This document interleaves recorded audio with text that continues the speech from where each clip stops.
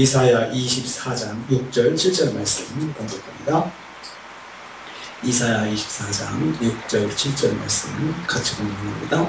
그러므로 저주가 땅을 삼켰고 그 중에 사는 자들이 정죄함을 당하였고 땅의 주인이 불타서 남은 자가 적도다.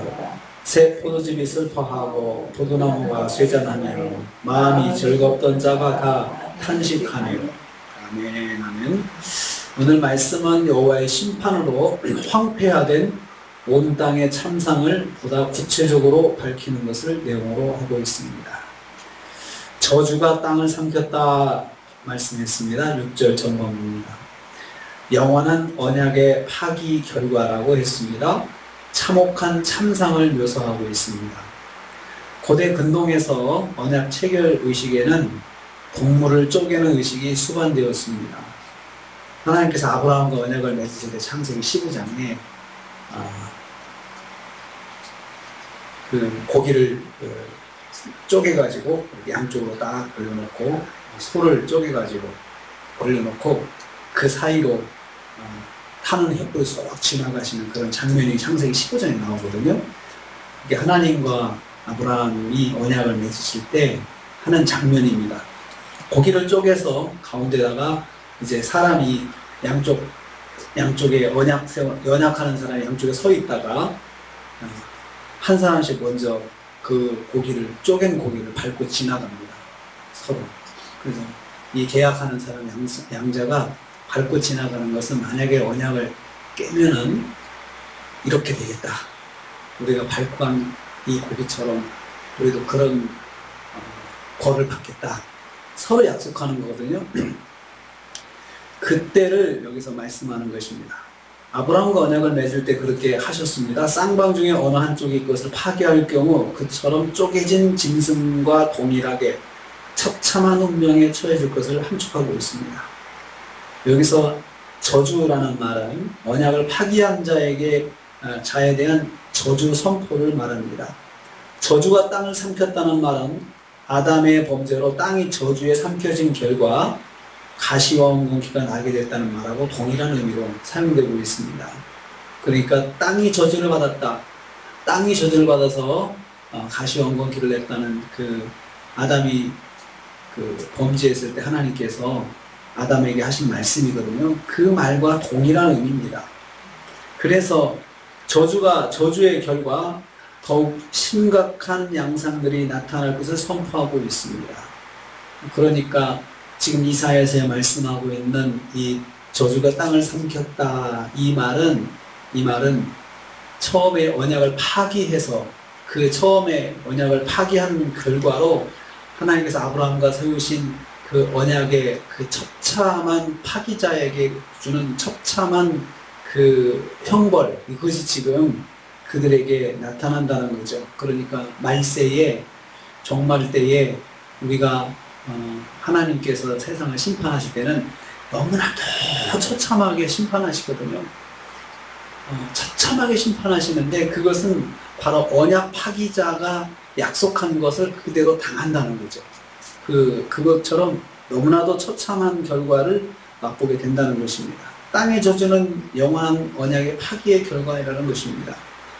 그래서 땅에 사는 자들이 정죄를 당하였다라고 했으면 6절 후반부입니다. 정죄를 당하였다는 말은 죄를 지적받고 그 죄에 대해서 형벌까지 받았다는 거죠. 네 죄가 이거고 그래서 형벌을 받는다. 이런 벌을 받는다라고 말씀하는 것입니다.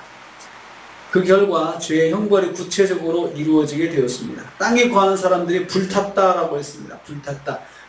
불타다라는 말은 문자적으로는 불의 심판을 받았다는 뜻입니다. 아울러서 영적인 의미로 하나님의 심판 자리에 떨어진 것을 의미합니다.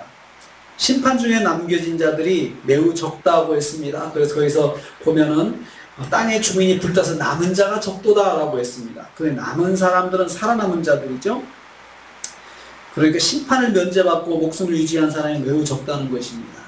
마지막 때 신앙을 지키는 것이 얼마나 어려운지 여기서 우리가 가늠할 수 있습니다. 그러니까 심판을 면한 자들은, 심판을 받지 않은 자들은 하나님 앞에 믿음을 지키고 바로 선 자들이지 않겠습니까? 그 사람들이 적다라고 말씀하셨습니다. 적다.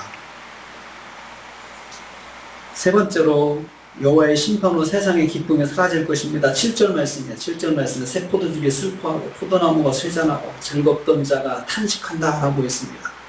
새 포도즙이 슬퍼한다고 했습니다. 여기서 새 포도즙은 또 새 포도나무는 고대 근동에서 인간의 마음을 즐겁게 하고 윤택한 삶을 상징하는 중요한 요소였습니다. 포도나무는 히브리인들에게 번영과 평화의 상징이었습니다. 그런데 포도나무가 쇠잔하다라는 말은 사람들의 삶이 피폐해진 것을 말합니다. 그래서 마음에 즐겁던 자가 탄식하게 되는 것입니다. 깊은 한숨을 쉬며 산다는 뜻입니다. 마음에 즐겁던 모든 사람들이 깊은 한숨을 쉬며 살게 될 것입니다. 여호와의 심판으로 세상 어느 곳에도 기쁨이 존재하지 않게 된다는 것입니다. 그렇지 않겠습니까? 세상 어디에도 기쁨이 존재하지 않습니다. 심판의 날에는 누구도 기뻐할 수 없는 것이고 늘 고통과 또 탄식의 소리, 깊은 한숨의 소리가 나올 수밖에 없다는 것입니다. 수많은 사람들이 심판을 받아 죽임을 당하고 그러니 기쁠 일이 뭐가 있습니까? 없습니다. 그런데 그것은 그동안 불순종하면서 얻는 기쁨들이 다 사라지는 것입니다. 그동안 불순종해서 얼마나 자기 기쁨대로 살았습니까? 자기를 기쁘게 하며 살았습니까? 하나님께서 그 기쁨들을 다 사라지게 만들어 주신다는 거죠.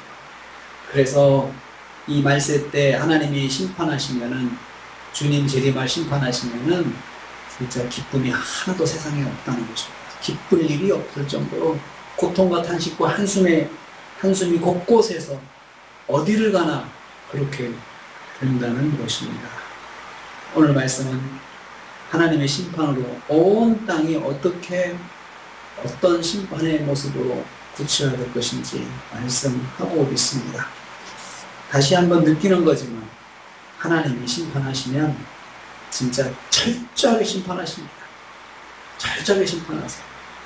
그러니 심판이 시작되기 전에 이렇게 명확하게 그리고 이렇게 구체적으로 말씀하시는 이유가 뭐겠습니까?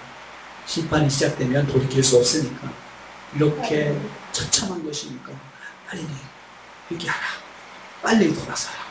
구체적으로 말하는 거잖아요. 매 끝이 얼마나 매운지 맛을 보여주는 것은 빨리 잘못했다고 용서를 빌라는 거잖아요. 그런 것처럼 하나님께서 우리한테 이렇게 말씀하시는 것은 우리가 살면서 죄를 짓지 않을 수가 없습니다. 넘어지지 않을 수가 없습니다. 그때마다 빨리 돌이켜야 된다.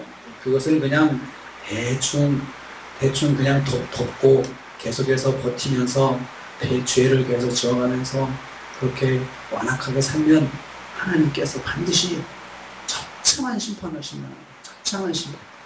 그래서 빨리 돌이키라는 의미가 있습니다. 하나님께서 이렇게 말씀을 주시는 것도 은혜입니다. 들을 기 있는 자는 들을지어다. 하나님께서 세상에 대해서 세상에 선포하고 그 시대에 선포하시면서 하나님 앞에 돌아오라 라고 그렇게 말씀하고 있습니다. 하나님의 은혜는 기회를 주시는 것입니다. 길이 참으시면서 시간을 주시는 것입니다. 사람들은 그렇습니다. 그렇게 말하는 사람들이 있어서 내가 죄를 져도 내가 아무 일도 일어나지 않는다 라고 이야기하는 사람이 있습니다. 하나님께서 기회를 주시고 기다리시는 겁니다. 자꾸 말씀하시면서 회개하라고 말씀하시는 거고 하나님 앞에 돌아오라고 말씀하는 건데, 그것을 무시하다가는 결국은 여기처럼 쪼갠 고기를 밟고 지나가는 의식의 언약이 실제로 처참하게 심판으로 돌아온다는 것입니다. 기억하시고 오늘도 우리가 하나님 말씀 앞에 살아야 되겠습니다. 말씀에 순종하고 살아야겠습니다. 또 말씀, 우리가 만약에 혹시라도 넘어졌다면 빨리 회개하고 하나님 제가 잘못했습니다, 저를 불쌍히 여겨주옵소서, 이렇게 하나님께 나가면 주님께서 정말 불쌍히 여기시고 은혜를 베풀어 주시고 십자가의 은혜로 또 사하시고 붙잡아 주십니다. 오늘 하루 주님 은혜 가운데 거하시면서 승리하시는 저 여러분 되시길 주님의 이름으로 축복합니다. 주님 감사합니다.